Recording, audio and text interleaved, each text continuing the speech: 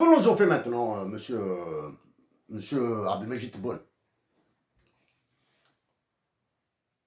Depuis que la loi des finances 2022 a été, la loi des finances 2022 a été adoptée par les députés et par les sénateurs. Allez-vous la signer? Nous présumons que oui.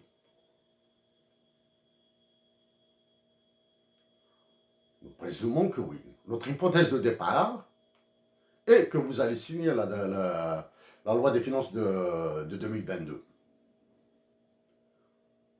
L'aspect communication maintenant. La communication, l'image.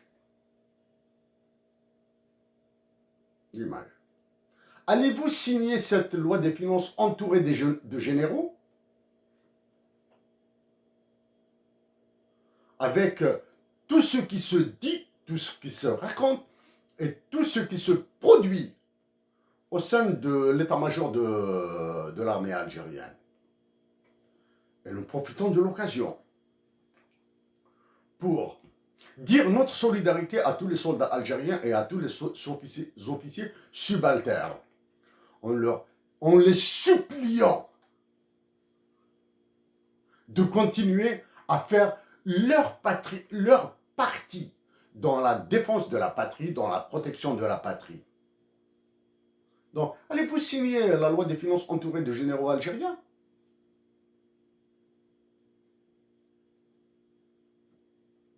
Allez-vous signer la loi des finances entourée des députés et des sénateurs? Allez-vous signer la loi des finances en présence de tout le gouvernement, dont tous les membres sont des agents d'exécution du Fonds monétaire international et de la Banque mondiale? Ça, c'est pour l'image. Nous allons continuer maintenant sur la paix, l'amour, la fraternité, la solidarité entre Algériens. Pour notre part, M. Abdelmajid Tebboune, nous continuons une énième fois. Nous supplions nos compatriotes d'Algérie de demeurer pacifiques, de résister à la souffrance qu'ils vont connaître, souffrance atroce, après la mise en œuvre de la loi des finances 2022 que vous allez signer. Nous continuons à les supplier de demeurer pacifiques, de résister. Parce qu'en continuant sur cette voie, ils sont en train de réaliser une nouvelle révolution. Une nouvelle révolution conduite par des Algériens qui aiment leur patrie.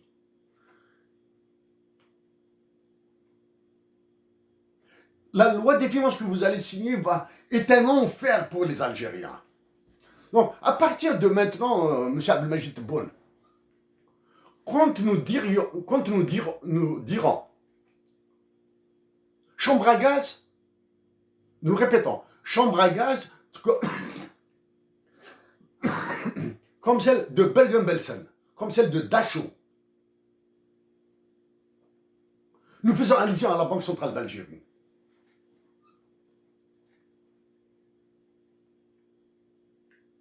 Nous le disons et nous le répétons.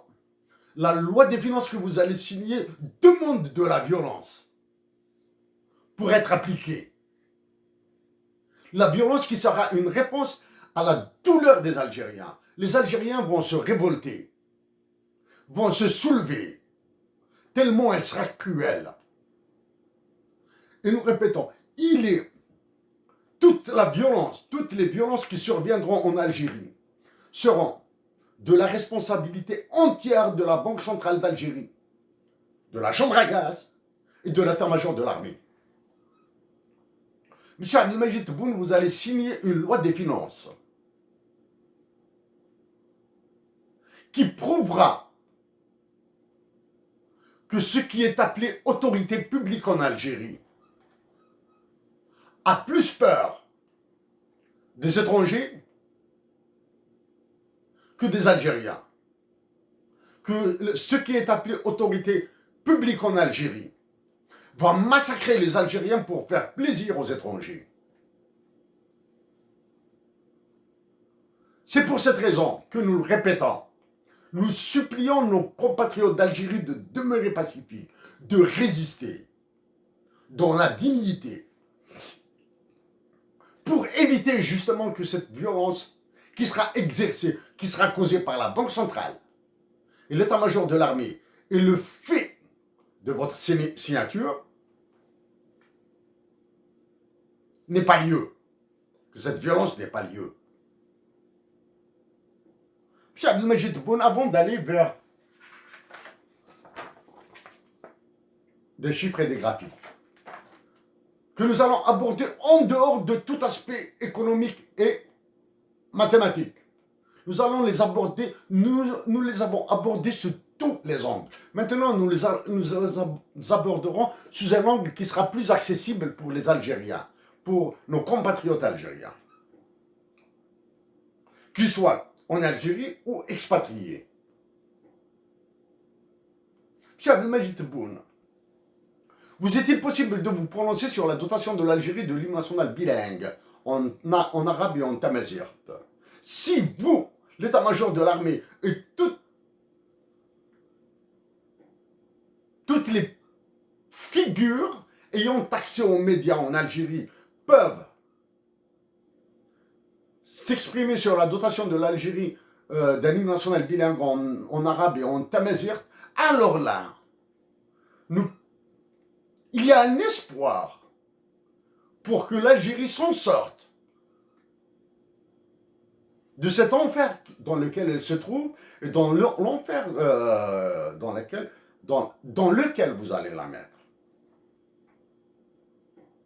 Parce que l'enfer qui attend l'Algérie, celui des négociations, celui des pourparlers, celui de la soumission, demande de la dignité patriotique.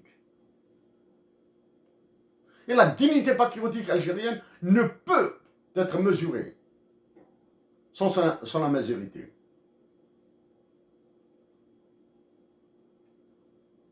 Et la majorité de l'Algérie ne commence par sa dotation d'un hymne national bilingue et non pas par l'enseignement de tamazight en Kabylie. Voilà. Et la dignité patriotique de l'Algérie commence par le respect de la Kabylie et non par cet exercice de pression fasciste sur la Kabylie. Voilà pour le cadre global. Parlons-en maintenant des négociations obligatoires entre l'Algérie et Israël. Au risque de nous répéter, nous l'avons abordé en 2013, dans notre cas. Négociations entre l'Algérie et Israël, nous l'avons abordé en 2013. Maintenant que l'Algérie a eu les autorisations nécessaires de la part de la Palestine et de la Tunisie pour négocier. L'autorisation qui a coûté ce que l'État algérien a donné comme argent à ces deux États. À l'État représentant les Palestiniens et à l'État représentant les Tunisiens. Vous avez eu les autorisations nécessaires. Allez-vous annoncer les négociations avec Israël juste après la signature de la loi des finances? Alors que nous pensons que des discussions, des pourparlers secrets ont déjà commencé.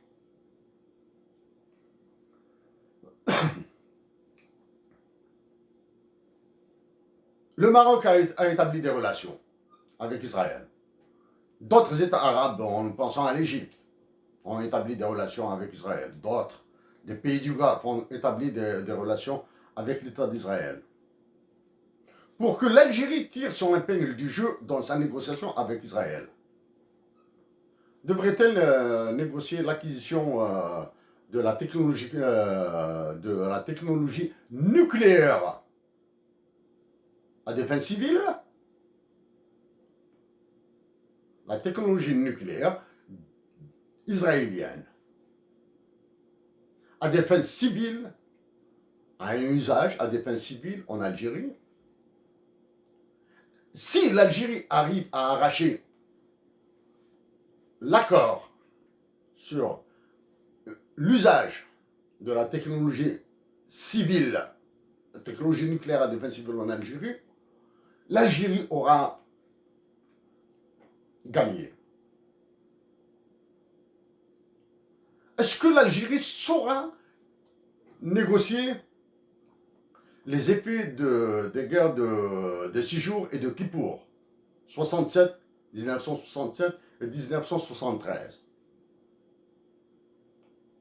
Et nous profitons de l'occasion pour rappeler que durant notre service militaire, l'un de nos officiers, commandant de compagnie plus exactement, a fait la guerre de 73, la guerre de Kippour. À l'époque, il était lieutenant. Un homme envers qui nous avons un immense respect. Un lieutenant d'actif, bien sûr. Un immense respect, tellement il était patriote.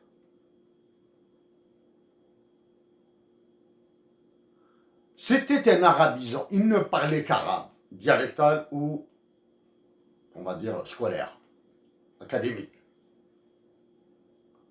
Mais il était d'un patriotisme sans limite. Et il s'appelait Zarwal Mohammed. En parlant de militaires, nous nous sommes adressés à des généraux algériens encore en vie pour qu'ils appellent à la paix, pour qu'ils arrêtent cette mascarade. Toutes les menaces maintenant qui pèsent sur certains officiers généraux produiront l'effet inverse sur les Algériens. Un effet positif maintenant. Parce que les Algériens ont résisté. Les Algériens ont évité le panneau.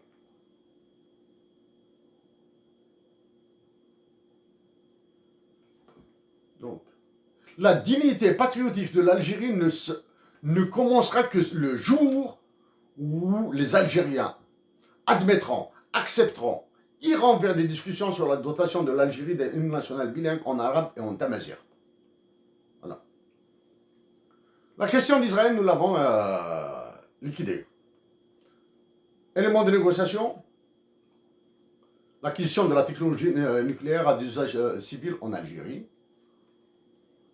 Négociation sur la participation algérienne durant les deux conflits de 67 et de 73. Ce n'est que très sensible. C'est un sujet très sensible. Voilà. Venons-en à la loi des finances 2022 que vous allez signer.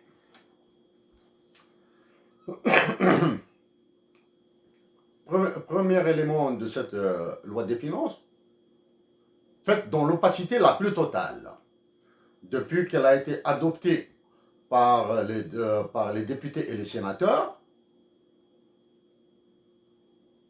Aucune interview dans le journal, des députés ou des sénateurs, aucune interview des ministres, agents d'exécution du FMI et de la Banque mondiale en Algérie, qui sont des agents d'exécution du FMI et de la Banque mondiale en Algérie, n'a eu lieu. Non. Mais nous le répétons, parce que ce sont les décisions de 2015 qui seront mises en œuvre. Le Hubble Space System de l'espace aérien, il est prouvé maintenant. Il est prouvé. L'histoire de privatisation, elle va connaître un arrêt. Nous allons dire pourquoi. Surtout la privatisation des banques, elle connaîtra un arrêt. La fermeture d'usines, certaines, elles le seront. D'autres pas, comme l'énième de Tizi Ouzou. Nous éviterons de citer les actions que nous avons menées discrètement, dans la discrétion, avec certains Algériens. Bien sûr, des actions pour éviter la casse, la fracture, la violence avec des syndicalistes en Algérie. Oui, nous maintenons notre position sur la réduction des salaires et la baisse des pensions de retraite. Nous maintenons. Savez-vous ce qui se passe actuellement en Turquie? L'inflation et la politique monétaire de la Turquie. Savez-vous ce qui se passe actuellement au Venezuela? Maintenant, à la minute où nous vous parlons. L'inflation et la dollarisation de l'économie vénézuélienne. Et pourtant, les États-Unis d'Amérique sont au nord du continent américain. Le Venezuela est au sud du continent américain. Dollarisé. Ce sont des aspects que nous avons abordés en 2015. Voilà.